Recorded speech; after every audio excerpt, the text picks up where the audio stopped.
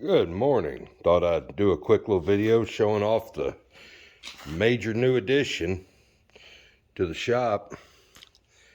This is that lathe that I found at a good price. A little 14-inch swing by 40-inch twin centers.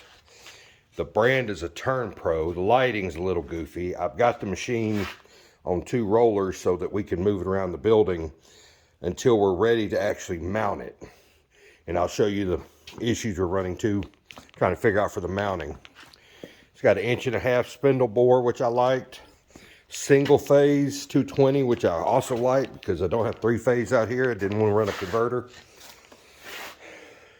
Yeah, just a nice little old lathe. No, not real big, but big enough to do whatever you want.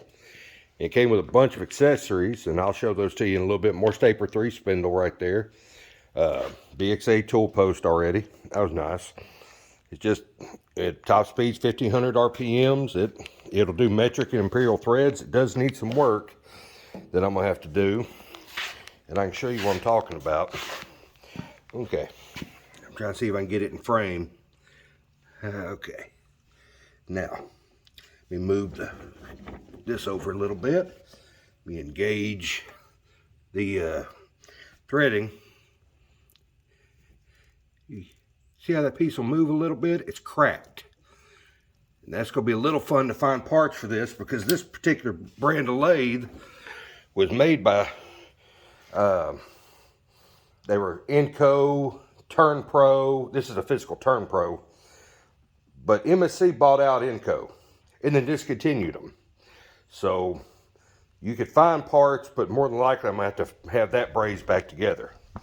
But go ahead and look at the other good parts of this. It does have a backsplash that goes behind the chuck. It's got a big pan that it sits on, and that pan does have a bung here. I got to finish knocking it out, clearing the stuff out, but it's got 2 pedestals. Boy, that lights heck out here.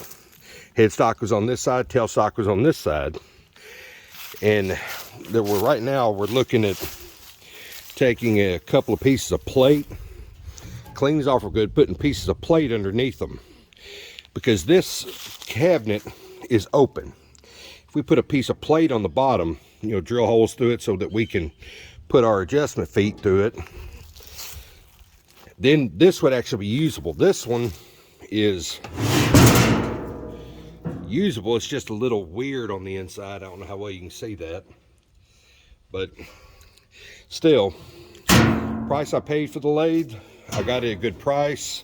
I knew that it was an old machine. It was going to have a lot of problems, but I ran it under power. Everything worked. The only thing I noticed was that that bearing housing for the threading was a little cracked. So I don't know if I showed this or not, but we've got the new stand under the little Atlas lathe on wheels, so we can roll the little darling around wherever we need it to go. We can just push it, and it's got locks on them, or jacks. When we figure out where it's going to live, we're going to put the jacks down, jack it up, and level it. Then we're good. We did go ahead and put I like that steel bed because I can just attach an indicator or whatever to it. Anything magnetic will just stay there. I put spacer blocks under it, but that way we can get underneath the machine easier to clean it whenever it feels full of chips.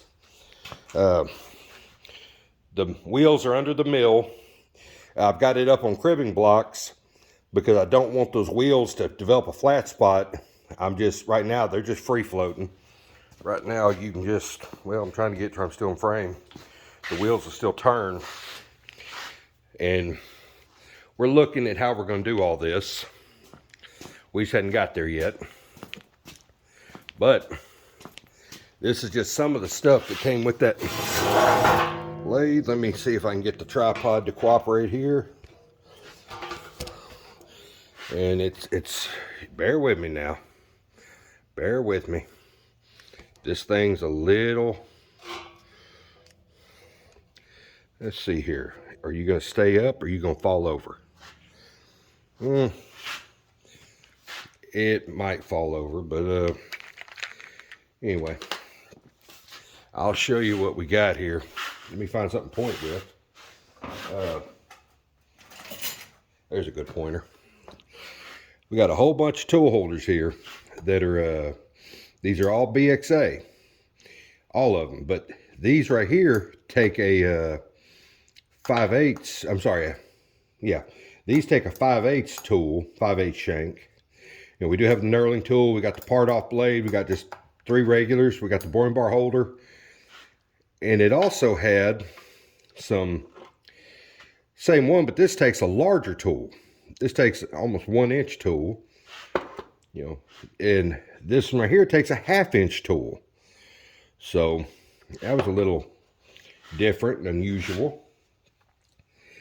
But what was real interesting is that he had one that takes big tools. That's size of tools I got on my lathe at work.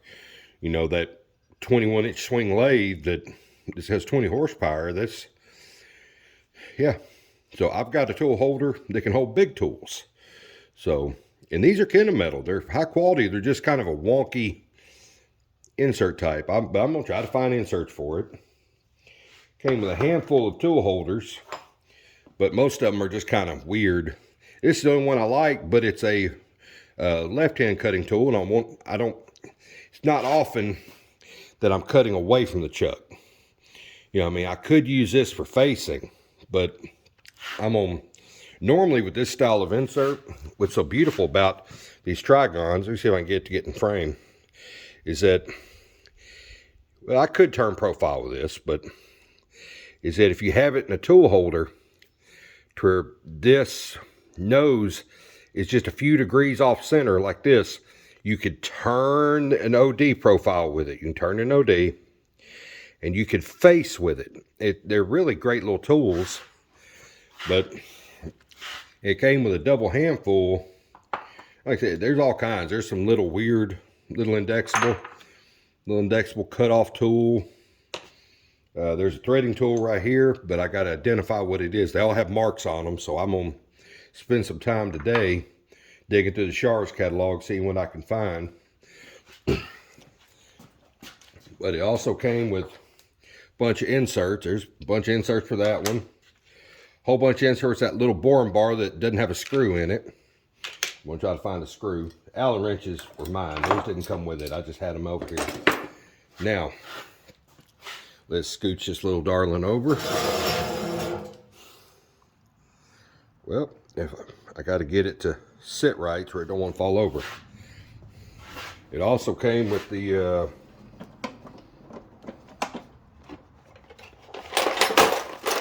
there's all the change gears that you need. Brand new. They've never used them, so they've never done metric threads, I don't think. You know, it's got the spindle center and all that. It's got the other tool post, which I hadn't even messed with yet. It does have the follow rest that's filthy as heck, but whatever.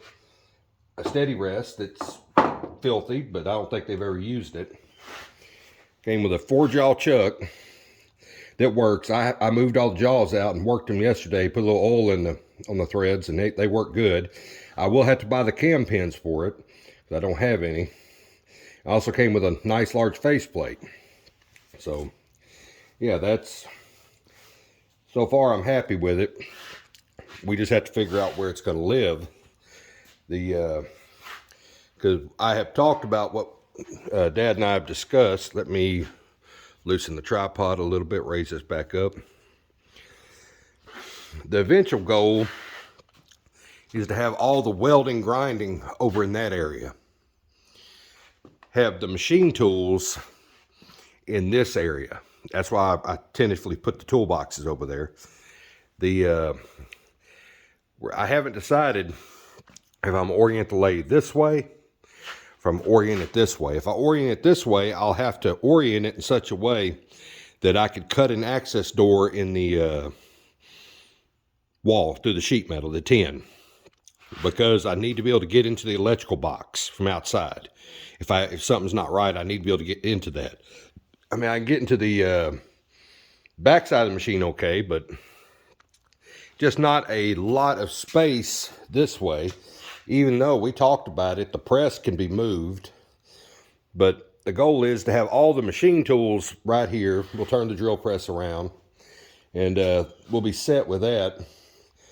And the only other funny thing is that when I was at Harbor Freight, I bought a couple of sets of those $10 drill bits. They're not the best in the world, but I figured why not.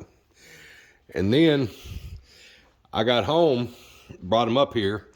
Dad and I were talking. He's like, yeah, we can do something. And I realized he has 2 sets already up there, unopened. And I realized we have 4 brand new sets of Harbor Freight drill bits. You know, he said, well, we got plenty of drill bits, because not to mention that little cabinet over there, that dorman cabinet's got a lot of drill bits in it. And then it dawned on me that I have a milling machine, I have a small lathe, a big lathe, and a drill press that all use drills. So there I go. I'll have a set of drill bits with every machine. I just got to figure out what I'm going to do with them. So, but that's kind of just been the primary thing that we've done here. I'm trying to get, there we go. I'm trying to get this tripod's a little, it's a cheap Amazon tripod, and it's a little wonky at times, but I don't know of anything else new or interesting. Excuse me. I'm just going to keep working on, I'm going to finish cleaning up a lot of that stuff and finding it new homes, and then we'll see about what we're going to do. All right. Thanks for watching.